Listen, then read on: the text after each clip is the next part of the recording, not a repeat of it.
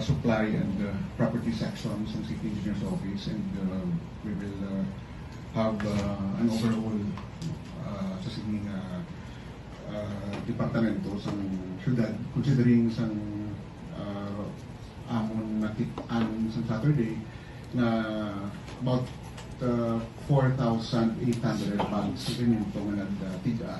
Although we will still verify if indeed the data is correct, we only rely sa reports ang supply section. Kung tuwagid man 4,800, ito ka precise number na ilasin hata. So that's the first thing that we will do. Second, I already instructed na prepare for the clearings and warehouse, meaning ang tanan nga semento nga ara subong na magamit sa iluhon sa isa ka lugar.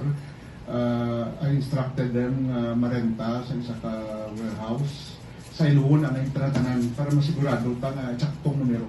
So pagsaylo sa tanan nga semento nga ara dira then ang namin paggihuman sa mga nagtirig ang mga semento. The third, I instructed the City Engineer's Office to submit within 24 hours some status ng tanan ng mga projects which are being implemented by the city through admin.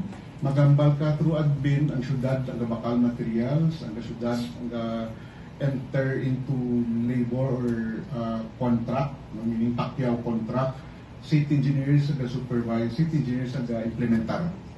Okay, I've been receiving reports subject to their final submission na there were projects na wala pa matapos dating back as 2022 or earlier than that.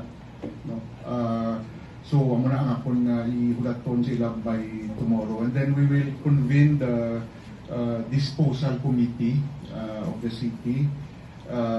Kay ang nagkalatig ang mga semento, ipatunaan namon sila what is the legal way in disposing sa sining mga semento nga nagtiliga, if pwede pa magamit or hindi na magamit. So by way of donation, we will convene the disposal committee.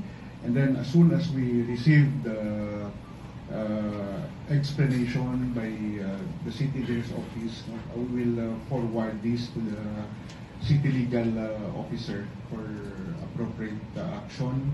And last, we will ensure these things will not happen again sa atong sining syudad.